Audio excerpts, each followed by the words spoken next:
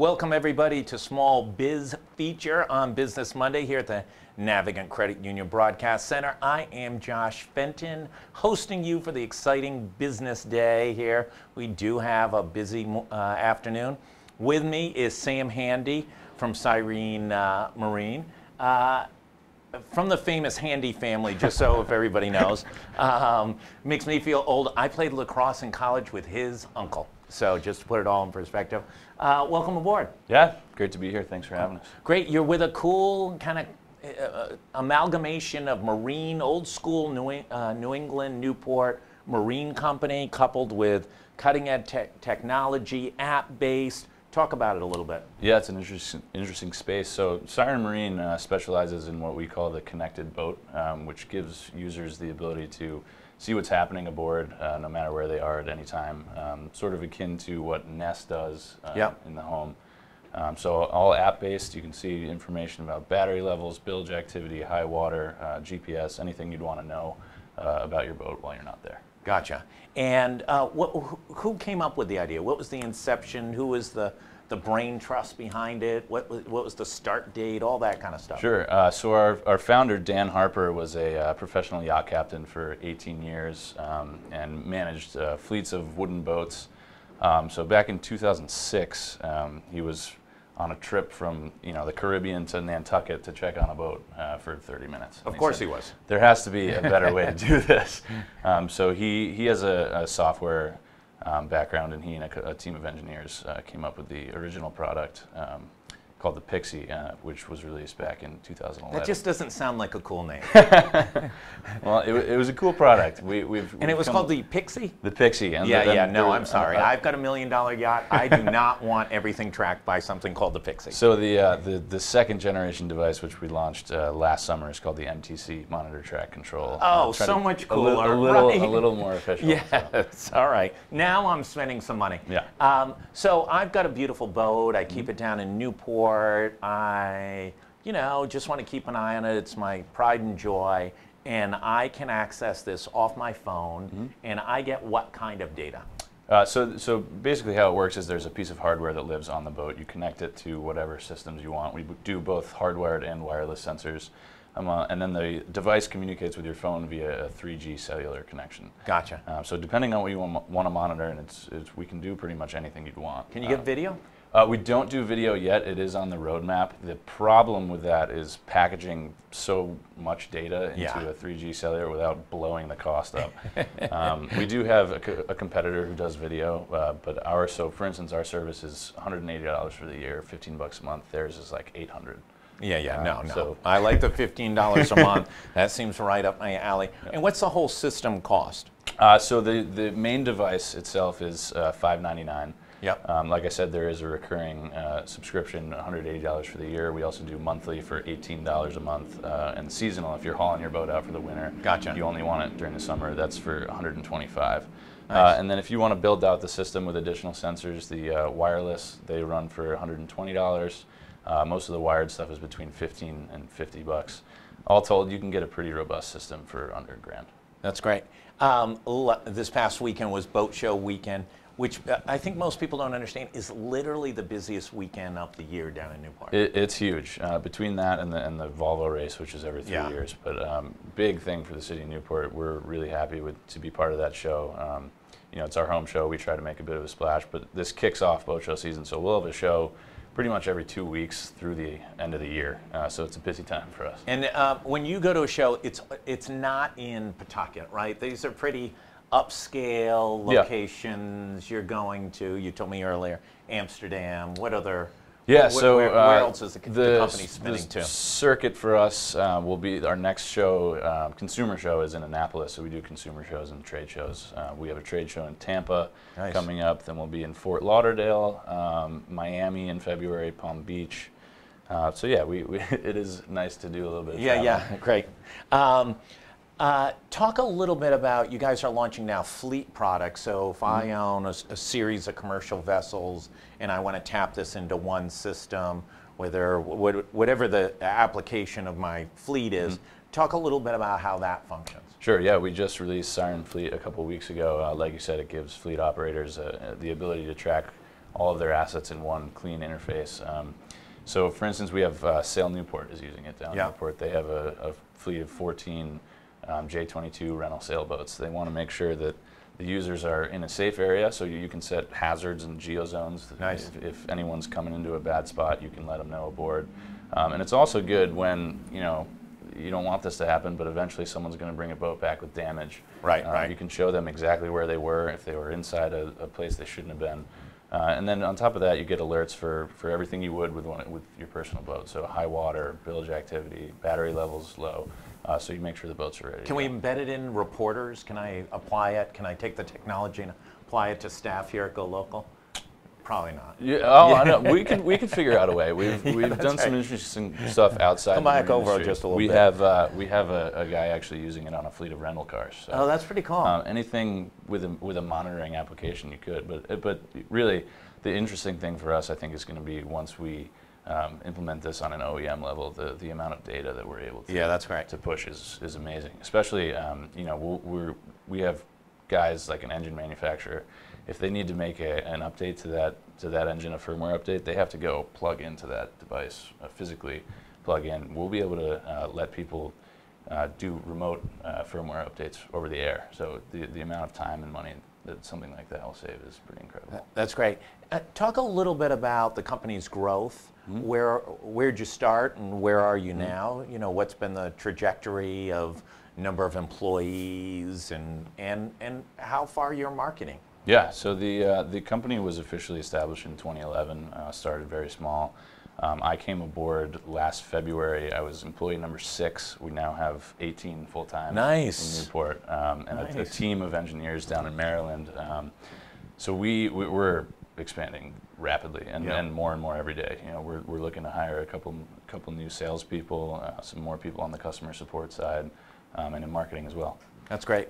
And you're providing services to folks across the U.S., Caribbean? Yep, Caribbean. Great. We are Europe. Europe. We're just starting that process. Like you said earlier, we'll be at the Marine Equipment Trade Show in Amsterdam in November. That's sort of our kickoff for European expansion. We also have distribution in Australia, and we're up in Canada as well. Okay, great. And tell about the partnership with Commerce RI. How did that develop? What's been the impact, and what did they do for you? Yeah, so we applied for the innovation voucher last year, won that. It's been great working with them. They've been a huge support. We use that actually to fund the development of a proximity sensor that we're working on. We're working closely with New England Tech on that. So we now have a working proof of concept, and we're looking forward to releasing that sometime in the next year. That's great. What else do people need to know? Where are you guys going to be in 24 or 36 months? It's really hard to know. We're growing so quickly. I think the main focus really for us going forward is that OEM big data play. Yeah. So getting built into boats we're very aftermarket focused now. Great. So it's been a bit of a challenge because it is such a new space. Educating the end user on that becomes a lot easier when you just build that right into the boat. Yeah, that's right. It's never fun to educate the marketplace and then try and sell them. No, you got to do one and then I'm the marketing manager, so that's my challenge. That's great. But it's going well.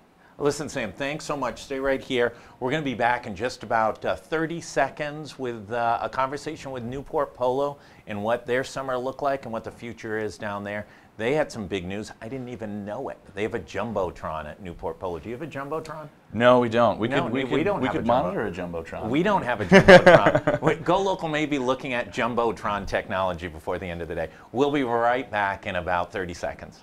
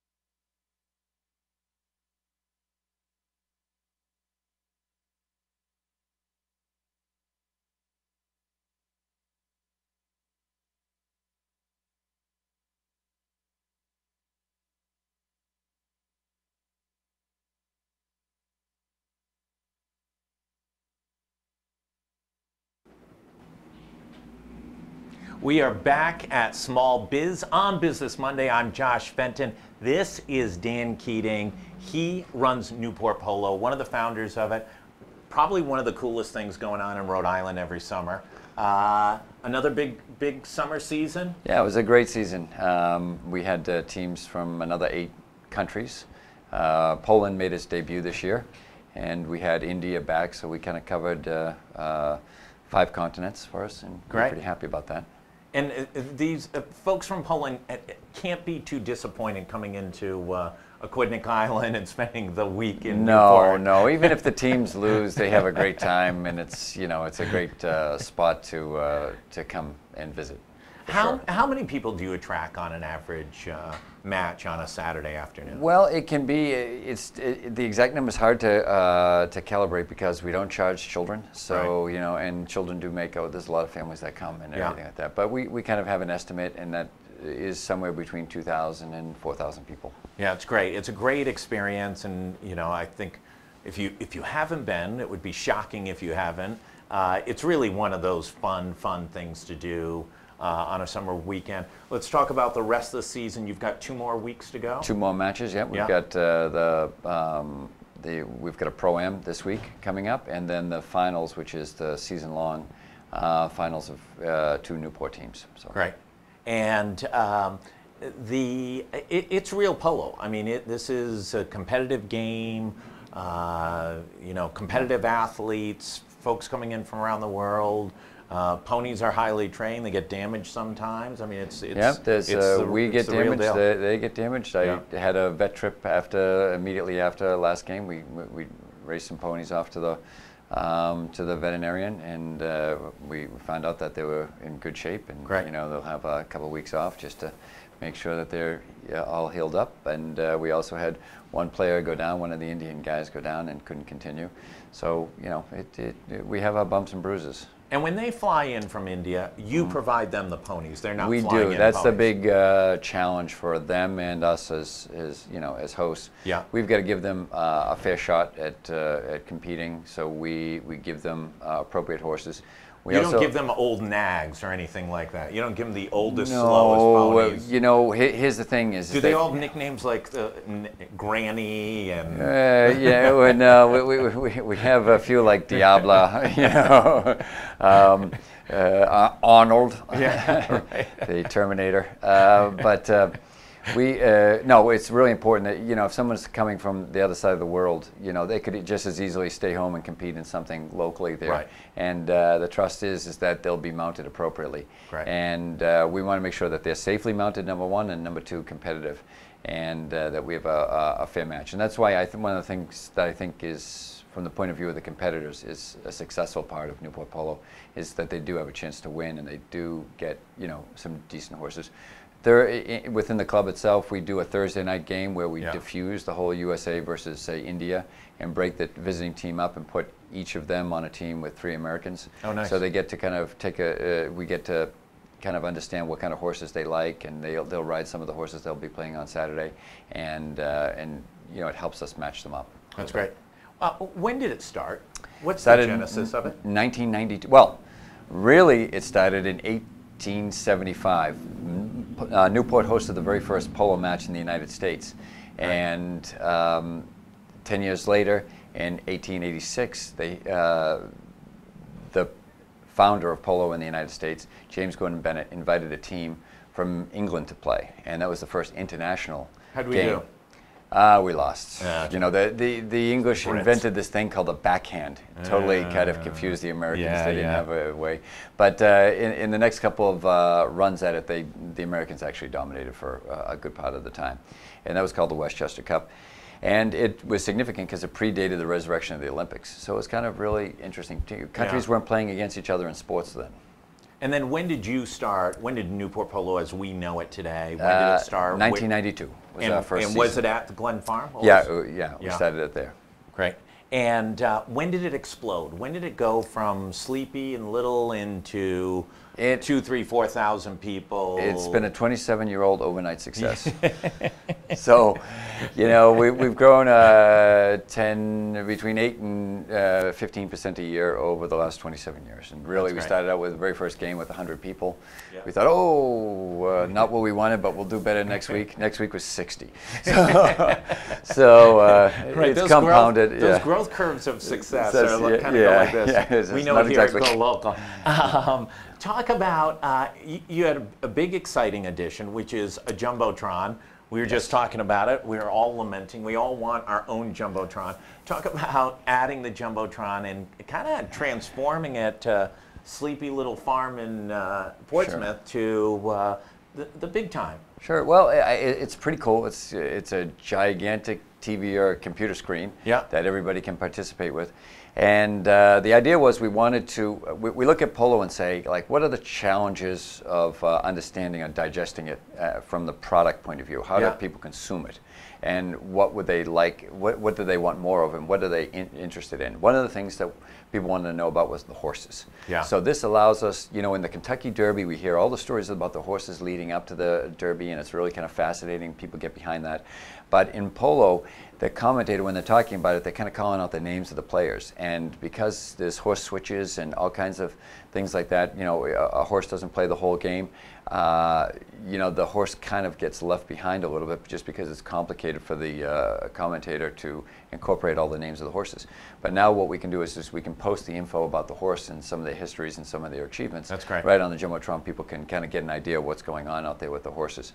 And the other thing is to learn the rules and get explanation of what's going on. Because most of us, myself included, didn't grow up with polo as a sport. So we're trying to, like, digest it, understand it, and the Jumbotron helps us kind of get there. And you guys worked with Commerce. They helped spark a little of the funding. Absolutely. So, you know, when you come up with it, when you're a seasonal business, totally dependent upon good weather, and banks look at you and say, oh, I don't know, you know.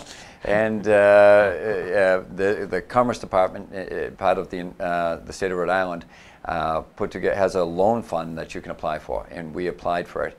And that was coupled with, we had a sponsor, Gallo Thomas Insurance, who was really great. They came on board. Once they came on board, I was kind of like, ooh, this was an idea, and now I have to do it. So Commerce Corp ended up helping us go through the loan process. It took a little longer than a regular bank loan. They like to have a little bit more documentation. But, you know, we did apply for a bank loan, and you have to be rejected from a bank first in order to qualify. But you also have to, you know, be able to show the wherewithal to pay it back. So we felt we kind of slipped right in between those two spots. So I think it was a good fit for Commerce Corp. And they were really, really helpful, guided us all the way through, and in the end, the money came through, and we were able to set that thing up. That's great. We're all jealous up here. This is great. It's, you know, it is one of those. It's probably one of those 10 things you've got to do in the summer in Rhode Island, you know, it's right there with Jazz and Folk and Tennis Hall of Fame and Volvo races every 3 years and all those other great experiences you can have in Rhode Island. And what I'm always amazed at is how far away people come. I mean, just coming down for Newport Polo, there's folks from Boston and Hartford drive all the way in because there's kind of nothing else like it. Right, we do get a lot of that. You know, they'll come from New Hampshire and obviously Connecticut and Massachusetts, all over Rhode Island. But the Indian team was telling me yesterday when they were leaving. They said that people from New Jersey found out about it and came up for the weekend all the way from New Jersey, and I was like, wow, that's pretty cool. You're packing them in. Now, if we can just add it to be a winter sport, but you do a winter gig, don't you? What we do is in February, Newport has the Winter Festival. And basically, it's kind of designed to help out the local businesses there, the restaurants and the hotels, get some business going on.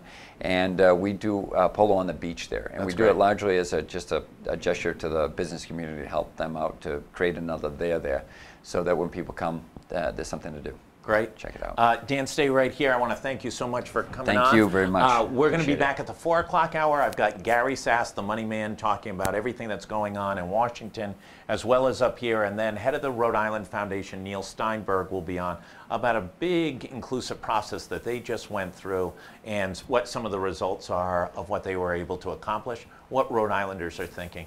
For Josh Fenton, for GoLocal Live, from the Navigant Credit Union Broadcast Center, for Dan Keating and his really cool Jumbotron, I want to thank everybody for tuning in. We'll see you at 4 o'clock.